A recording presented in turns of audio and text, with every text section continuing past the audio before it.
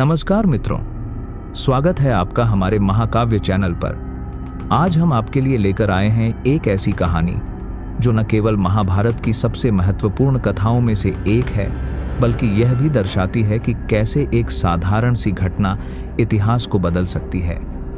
आज हम बात करेंगे वेदव्यास और एक दासी के दैवीय मिलन की, जिसके परिणाम स्वरूप विदुर जैसे महान पात्र का जन्म हुआ। विदुर, जिन्हें धर्म का अवतार माना जाता है, जिनकी बुद्धिमत्ता और नीतियां आज भी हमें प्रेरित करती हैं। यह वीडियो लंबी है क्योंकि हम इस कहानी को गहराई से समझेंगे। हम न केवल कहानी सुनाएंगे, बल्कि इसके पीछे के दर्शन, सांस्कृतिक महत्व और आधुनिक जीवन से इसका संबंध भी जानेंगे। अगर आप इस तरह की कहानियों और धार्मिक ज्ञान को और गहराई से जानना चाहते हैं, तो हमारी ऐप महाकाव्य आपके लिए बनी है। यह ऐप गूगल प्ले स्टोर पर उपलब्ध है, जिसमें 4 वेद, 18+ पुराण और कई धार्मिक ग्रंथ एक ही जगह हिंदी, गुजराती और अंग्रेजी में उपलब्ध हैं। तो चलिए शुरू करते हैं इस रोमांचक और प्रेरणादायक यात्रा को। सब्सक्राइब बटन दबाना न भूलें और बेल आइकन दबाकर नोटिफिकेशन ऑन कर लें, ताकि आप हमारी हर नई वीडियो तक पहुंच सकें। महाभारत केवल एक ग्रंथ नहीं है, बल्कि यह एक जीवन दर्शन है, एक ऐसी गाथा है जो हमें धर्म, कर्म और मानव जीवन की जटिलताओं को समझाती है। यह भारत की सबसे बड़ी महाकाव्य कथाओं में से एक है, जिसमें कुरुवंश की कहानी, युद्ध, प्रेम, विश्वासघात और धर्म की जीत को दर्शाया गया है। लेकिन इस महाकाव्य को लिखने वाला कौन था? वो थे महर्षि वेदव्यास, जिन्हें भगवान विष्णु का अंश माना जाता है। वेदव्यास न केवल महाभारत के रचयिता हैं, बल्कि इस कहानी के कई महत्वपूर्ण पात्रों के जनक भी हैं। वेदव्यास का जन्म एक रोचक कहानी से शुरू होता है। वे सत्यवती और वशी पराशर के पुत्र थे। सत्यवती, जो एक मछुआरे की बेटी थीं, बाद में हस्तिनापुर की रानी बनी।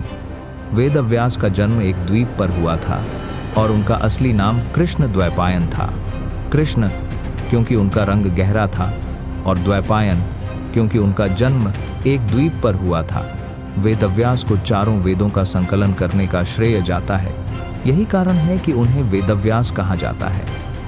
वे एक तपस्वी, ज्ञानी और दैवीय शक्तियों से संपन्न ऋषि थे, लेकिन उनकी सबसे बड़ी भूमिका थी कुरुवंश को आगे बढ़ाने में। क्या आप जानते हैं, वेदव्यास ने न केवल महाभारत लिखी, बल्कि उन्होंने भगवद गीता और पुराणों की भी रचना की। उनकी लेखनी ने भारतीय संस्कृति को एक नया आयाम दिया। कहानी को समझने के लिए हमें कुरुवंश के उस समय को देखना होगा जब एक बड़ा संकट आया था। हस्तिनापुर के राजा विचित्रवीर्य की मृत्यु बहुत कम उम्र में हो गई थी। उनके कोई संतान नहीं थी, जिसके कारण कुरुवंश की निरंतरता खतरे में पड़ गई थी। विचित्रवीर्य की 2 पत्नियां थीं, अंबिका और अंबालिका, लेकिन उनकी असामयिक मृत्यु ने सत्यवती को चिंता में डाल दिया। सत्यवती, जो कुरुवंश की माता थीं, ने अपने सौतेले पुत्र भीष्म से निवेदन किया कि वे कुरुवंश को आगे बढ़ाएं, लेकिन भीष्म ने अपनी भयंकर प्रतिज्ञा के कारण यह जिम्मेदारी ठुकरा दी। भीष्म की प्रतिज्ञा क्या थी? भीष्म ने अपने पिता शांतनु के लिए यह प्रतिज्ञा ली थी कि वे कभी विवाह नहीं करेंगे और न ही कोई संतान उत्पन्न करेंगे। इस प्रतिज्ञा ने उन्हें कुरुवंश के लिए एक संरक्षक बना दिया, लेकिन संतान उत्पन्न करने की जिम्मेदारी किसी और को लेनी थी। सत्यवती ने तब अपने पहले पुत्र वेदव्यास को बुलाया। वेदव्यास उस समय एक तपस्वी जीवन जी रहे थे, लेकिन अपनी माता की आज्ञा को स्वीकार करते हुए वे हस्तिनापुर आए। सत्यवती ने उनसे निवेदन किया कि वे नियोग प्रथा के माध्यम से विचित्रवीर्य की पत्नियों के साथ संतान उत्पन्न करें। नियोग प्रथा क्या थी? यह एक प्राचीन भारतीय परंपरा थी, जिसमें किसी अन्य पुरुष को परिवार की निरंतरता के लिए संतान उत्पन्न करने की अनुमति दी जाती थी। यह प्रथा उस समय सामाजिक रूप से स्वीकार्य थी, विशेष रूप से जब वंश की निरंतरता खतरे में हो। जब वेदव्यास अंबिका के पास गए, तो उनका तपस्वी और तेजस्वी रूप देखकर अंबिका डर गईं। उन्होंने अपनी आंखें बंद कर लीं, जिसके कारण उनके पुत्र धृतराष्ट्र जन्म से अंधे हुए। सत्यवती को यह बात स्वीकार नहीं थी, क्योंकि कुरु वंश को एक स्वस्थ और योग्य उत्तराधिकारी चाहिए था। इसके बाद वेदव्यास अंबालिका के पास गए। अंबालिका भी वेदव्यास के तेज से भयभीत हो गईं और डर के मारे उनका चेहरा पीला पड़ गया। इसके परिणाम स्वरूप उनके पुत्र पांडु का जन्म हुआ, जो जन्म से रोगग्रस्त थे। सत्यवती अब और चिंतित हो गईं। उन्होंने अंबिका से दोबारा निवेदन किया कि वे वेदव्यास के साथ नियोग करें, लेकिन अंबिका, जो अभी भी डर रही थीं, ने अपनी जगह एक दासी को भेज दिया। यह दासी, जिसका नाम महाभारत में स्पष्ट रूप से उल्लेखित नहीं है, इस कहानी की सबसे महत्वपूर्ण कड़ी है। उसने वेदव्यास का स्वागत पूर्ण श्रद्धा और समर्पण के साथ किया। वह न तो डरी न ही संकोच किया। उसने नियोग प्रथा को पूरी निष्ठा के साथ पूरा किया। इस दैवीय मिलन से एक पुत्र का जन्म हुआ, जिसका नाम रखा गया विदुर। विदुर का जन्म न केवल कुरु वंश के लिए महत्वपूर्ण था, बल्कि यह भी दर्शाता है कि धर्म और कर्म का मार्ग कितना शक्तिशाली हो सकता है। क्या आप जानते हैं, विदुर को यमराज धर्मराज का अवतार माना जाता है। एक पौराणिक कथा के अनुसार यमराज को एक शाप के कारण मानव रूप में जन्म लेना पड़ा और इस तरह विदुर का जन्म हुआ। विदुर महाभारत के सबसे प्रेरणादायक पात्रों में से एक हैं। हालांकि वे एक दासी के पुत्र थे, लेकिन उनकी बुद्धिमत्ता, नीति और धर्म के प्रति निष्ठा ने उन्हें कुरु वंश का एक महत्वपूर्ण हिस्सा बना दिया। वे हस्तिनापुर के महामंत्री थे और कौरवों और पांडवों दोनों के लिए एक मार्गदर्शक थे। विदुर की सबसे प्रसिद्ध रचना है विदुर नीति, जो धृतराष्ट्र को दिए गए उनके उपदेशों का संग्रह है। यह नीतियां आज भी जीवन में नैतिकता, बुद्धिमत्ता और सही निर्णय लेने के लिए प्रासंगिक हैं। विदुर हमेशा सत्य और धर्म के पक्ष में रहे। उन्होंने धृतराष्ट्र को बार बार चेतावनी दी कि वे दुर्योधन के गलत कार्यों का समर्थन न करें। विदुर ने सिखाया कि नम्रता और धैर्य ही सच्ची शक्ति है। उनकी माता, जो एक दासी थीं, ने भी यही गुण प्रदर्शित किए थे।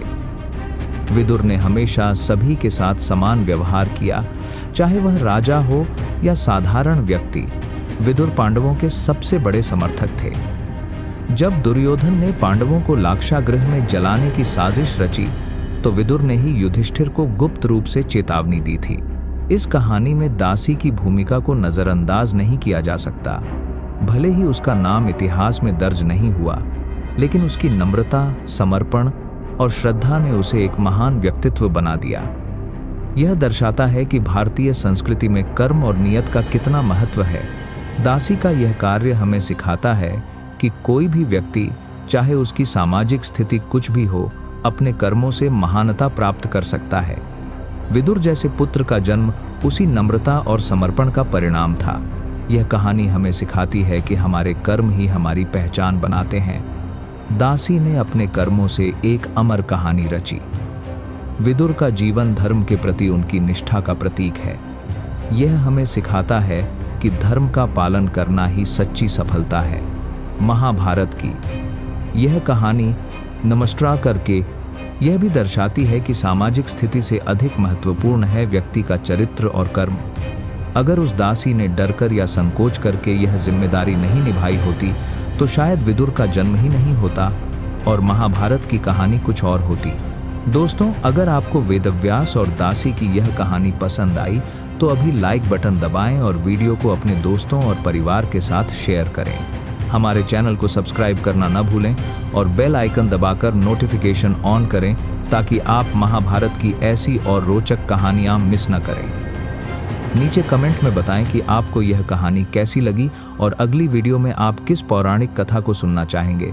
आपकी राय हमारे लिए बहुत मायने रखती है। चलिए मिलकर इस ज्ञान और प्रेरणा की यात्रा को और रोमांचक बनाएं।